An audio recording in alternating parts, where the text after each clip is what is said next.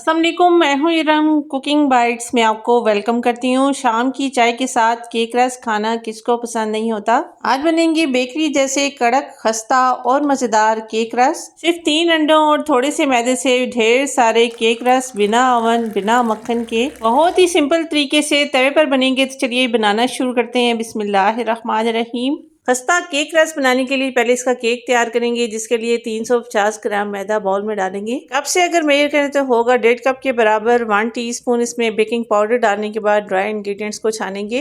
इस स्टेप को आपने स्किप नहीं करना। मैदे को छानना बहुत ज्यादा इंपॉर्टेंट है। मैदे को छानने से इसमें एक एयर सी बनती है, जिससे केक अच्छी तरह से फूल कर राइज होता है। ड्राई इंग्रेडिएंट्स को छानने के बाद साइड पे करेंगे। एक अलग बाउल में तोड़ेंगे 3 अंडे। अंडे आपने नॉर्मल टेम्परेचर के इस्तेमाल करने हैं। अगर बड़े साइज के अंडे हों तो आप 2 भी यूज कर सकते हैं। केक में से अंडे की स्मेल ना आए, अंडों की स्मेल को दूर करने के लिए 1/2 टीस्पून इसमें डालेंगे वनीला एसेंस। वनीला एसेंस के बाद 1/2 कप इसमें चीनी शामिल करेंगे। आप चाहें तो टेस्ट के अकॉर्डिंग चीनी ज्यादा भी डाल सकते हैं। 1/2 कप घी या कुकिंग ऑयल शामिल करेंगे। घी आपने मेल्ट करके इसमें यूज करना है। सिर्फ 2 पिंच ऑरेंज फूड कलर डालेंगे। इसमें शामिल करेंगे 1/2 कप के बराबर नीम गर्म दूध। केक को बनाने के लिए किसी भी मशीन की जरूरत नहीं है। सिंपल ग्राइंडर वाले जग में डालकर आपने इन सब इंग्रेडिएंट्स को अच्छी तरह से ग्राइंड करना है। स्लो स्पीड पर कम से कम 2 मिनट के लिए ग्राइंडर चलाकर इन सब इंग्रेडिएंट्स को ग्राइंड करेंगे। ग्राइंड करने के बाद वापस से इस मिक्सचर को बाउल में ट्रांसफर करेंगे। इसमें शामिल करेंगे वो ड्राई इंग्रेडिएंट्स जो हमने पहले से छान कर रखे थे। हाफ हाफ करके इस मिक्सर में डालकर फोल्ड करेंगे। स्टेज पर आपने मिक्स करने के लिए हैंड विस्क का यूज नहीं करना है। आपने इस तरह से स्पैचुला की मदद से इस मिक्सचर को मिक्स करना है। मैदे को इस तरह से 2 हाफ्स में डिवाइड करके डालने से बिल्कुल भी इस मिक्सचर में गुठलियां या लम्स नहीं बनेंगे। स्पैचुला को इस तरह से क्लॉकवाइज घुमाते हुए दरमियान में आपने इस तरह से कट लगाना है। कट एंड फोल्ड की टेक्निक को यूज करते हुए मिक्सर को मिक्स करेंगे तो बहुत ही आसानी से ये मिक्स हो जाएगा। केक के बैटर की कंसिस्टेंसी को चेक करें। इस तरह से ये थिक और रनी है। अगर स्पैचुला से इसको गिराएं तो स्ट्राइप इसकी टूट नहीं रही है। आप देख सकते हैं रिबन की तरह इसकी कंसिस्टेंसी है। इसी तरह की थोड़ी सी थिक और रनी कंसिस्टेंसी आपके बैटर की होनी चाहिए। केक रस का केक बनाने के लिए स्क्वायर शेप का केक टिन लेकर इसको ग्रीस करेंगे। अगर केक बनाने के लिए आपके पास राउंड शेप का मोल्ड है तो आप वो भी यूज कर सकते हैं। मोल्ड को ग्रीस करने के बाद 1 टेबल स्पून ड्राई मैदा डालकर स्प्रेड करेंगे, जिससे पूरे मोल्ड में एक मैदे की एक लेयर सी बन जाएगी। केक चिपकने का सवाल ही पैदा नहीं होता। बहुत ही आसानी से केक बगैर चिपके केक टिन से निकल आएगा। हर तरफ मैदा स्प्रेड करने के बाद ये जो एक्स्ट्रा मैदा बचेगा इसको केक टिन से निकाल देंगे।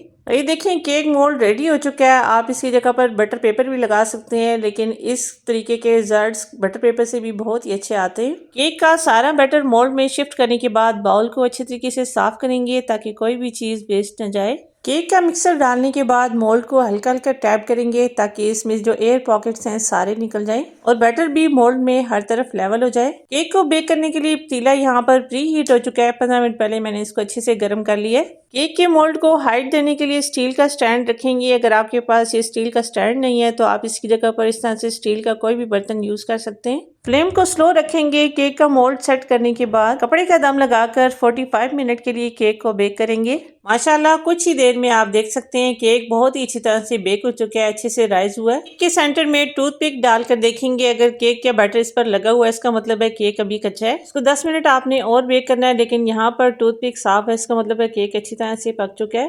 केक ठंडा होने के बाद किनारों को खुद ही छोड़ चुका है, आप देख सकते हैं। केक को निकालने के लिए किसी भी किस्म की मेहनत की जरूरत नहीं है। केक टिन के साथ बगैर चिपके बहुत ही आसानी से केक निकल आया, आप देख सकते हैं। रेसिपी के साथ जो छोटी छोटी टिप्स आपके साथ शेयर की जाती हैं बहुत ज़्यादा इंपॉर्टेंट होती हैं, जिनको फॉलो करके आप फर्स्ट टाइम भी कोई रेसिपी बनाती हैं तो आपसे परफेक्ट बनती है। अब केक रस की कटिंग के लिए किसी तेज छुरी या नाइफ का यूज़ करेंगे। पहले चौड़ाई के रुख में इसकी लंबी लंबी स्ट्राइप्स काटेंगे। 1 इंच के फासले पर आपने इस तरह से स्ट्राइप्स को काटना है। अब लंबाई के रुख में सिर्फ एक ही बड़ा सा कट लगाएंगे। बहुत ही परफेक्ट शेप बहुत ही आसान तरीके से केक रस की बन चुकी है, आप देख सकते हैं। अब बेकरी जैसे कड़क केक रस बनाने के लिए दोबारा से इनको बेक करेंगे। अब वापस से उसी मोल्ड में इसको दोबारा से रख कर बेक कर सकती हैं। यहाँ पर ये ट्रे थोड़ी सी बड़ी है इसलिए मैंने इस ट्रे का यूज़ किया है। केक रस को सेकने के लिए यहाँ पर मैं तवे का यूज़ कर रही हूँ। आप चाहें तो दोबारा से उसी पतीले में आप इनको बेक कर सकती हैं। तवे को अच्छी तरह से गर्म करने के बाद फ्लेम को स्लो करेंगे। कोई भी बड़ा बर्तन या पतीला जो इसके ऊपर फिट आ जाए आपने उल्टा करके रखना है। स्लो फ्लेम पर 15 मिनट के लिए एक साइड से बेक करेंगे, फिर साइड को फ्लिप करके 15 मिनट दूसरी साइड से अच्छी तरह से बेक करेंगे। बेक करने से बिल्कुल बेकरी जैसे खस्ता, कड़क और क्रिस्पी केक रस तैयार हो जाएंगे। बेकरी से कई गुना बेहतर, कई गुना सस्ते, क्रिस्पी, मज़ेदार केक रस जिनको इकट्ठा बनाकर एयर टाइट जार में डालकर आप महीनों स्टोर भी कर सकते हैं। पड़े पड़े और ज़्यादा क्रिस्पी हो जाएंगे, ना सोगी होंगे ना ख़राब होंगे।